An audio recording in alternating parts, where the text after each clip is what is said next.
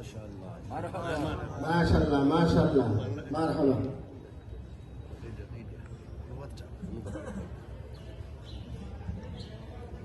এই চমৎকার কণ্ঠে যে নাজ শরীফটি এখন তেলাওয়াত করেছেন, এই নাচটি লিখেছেন পাকিস্তানের, শুধু পাকিস্তান নয় গোটা পৃথিবীর মাঝে অন্যতম একজন বেমিসাল আশিক রসুল ছিলেন, নবীর প্রেমের উজ্জ্বল প্রদীপ ছিলেন ডক্টর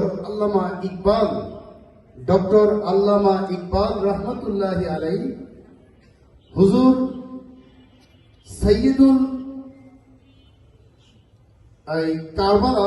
কারবালার জমিনে সৈয়দুল কারবালা, সৈয়দুল আহলেল বাইত, সৈয়দুল জান্নাতের যিনি সৈয়দ হবেন, জান্নাতের নেতৃত্ব যারা দিবেন, ইমামে আলী মকাম ইমাম হুসাইন রাদিয়াল্লাহু তাআলা আনহু সহ কারবালার ময়দানে যাদের রক্তের বিনিময়ে ইসলাম আমরা পেয়েছি, ইমাম এই আল্লামা ডক্টর ইকবাল রহমতুল্লাহ আলাইহি আহলে বাইতের স্মরণে, কারবালার স্মরণে এই মানকাবাতটি লিখেছিলেন। সুবহানাল্লাহ। তিনি চমৎকার ভাবে বলেছেন, মুঝে কুফা ওয়ালো, হে কুফাবাসী, হে কুফার মানুষ, কারণ ইরাকের একটা জায়গার নাম হচ্ছে কুফা, বসরা, ইরাকের রাজধানী, যেমন বাংলাদেশের রাজধানী ঢাকা, চট্টগ্রাম, সিলেট, বরিশাল, এমনি বিভিন্ন যে আমাদের রাজধানীগুলো রয়েছে, ঠিক ইরাকের মাঝে কুফা একটা প্রখ্যাত, একটা পরিচিত রাজধানী ছিল। সিরিয়া, বর্তমান ইরাক। তো আল্লামা ইকবাল বলেন, হে কুফার মানুষ, তোমরা আহলে বাইতকে ডেকে এনেছো।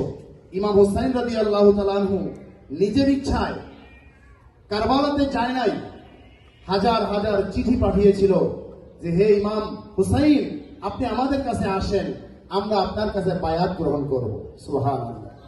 তো তাদের ডাকে সাড়া দেওয়া, তারা ডেকে নিয়ে মেহমানের প্রতি তারা সুবিচার করতে পারে নাই। মেহমানের প্রতি যে দায়িত্ব ছিল, মেহমানকে বিপদ আপদ থেকে রক্ষা করা, মেহমানের প্রতি সুন্দর আচরণ করা, মেহমানকে বিভিন্ন ধরনের টর্চার থেকে সেফ রাখা, কুফার মানুষ এটা করতে পারে নাই। ওই জন্য আল্লামা ইকবাল বলেন, হে কুফার মানুষ, তোমরা নবী পরিবারকে চিনতে পারো নাই, নবী পরিবারের মর্যাদা বুঝতে পারো নাই। যদি বুঝতে পারতা, তোমরা তোমাদের জানের চাইতে বেশি ইমামে আলী মোকামকে প্রাধান্য দিতা। কথা বলেন ঠিক কিনা? তো রব্বে কারীম আমাদের এই ছোট্ট মাসুম বাচ্চা, আমাদের হুজুর, আমাদের মসজিদ কেবলা, আমাদের পীর সাহেব হুজুরের, সম্মানিত পীর সাহেব হুজুরের ছোট্ট মাসুম এই নবজাতক শিশু, যে চমৎকার ভাবে প্রত্যেকটা উরুস মোবারকে, প্রত্যেকটা প্রোগ্রামে কি সুন্দর করে উনি ছোট্ট ছোট্ট মানুষ নাচ শরীফ তেলাওয়াত করেন, হুজুর গৌসে পাকের শানে মানকাবাত পড়েন, রসুল পাকের নাচ শরীফ পড়েন, মহান আল্লাহ পাকের বিভিন্ন হামদে বারি তারা পড়েন। এই ছোট্ট মাসুম বাচ্চাকে যেন আল্লাহ সুস্থতার সাথে হায়াতে তৈয়বা দান করে, বলে আমিন। সবাই জবানটা খুলে বলে আমিন। আল্লাহ তাআলা তার সিনার মধ্যে হুজুরের নূর দিয়া এই বাচ্চাটাকে যেন আল্লাহ পাক একজন এই দরবারের জন্য, ভবিষ্যৎ প্রজন্মের জন্য একটা রাবিয়া বসরির মতো, মায়েশা সিদ্দিকার মতো, খাদিজাতুল কুবরার মতো, এমনি করে বিবি সুমাইয়ার মতো আল্লাহ পাক যেন তাকে একটু মহিয়সী রমণী হিসেবে কবুল করে। সবাই বলে আমিন। ওয়া আখিরু দাওয়ানা আলহামদুলিল্লাহি রাব্বিল আলামিন।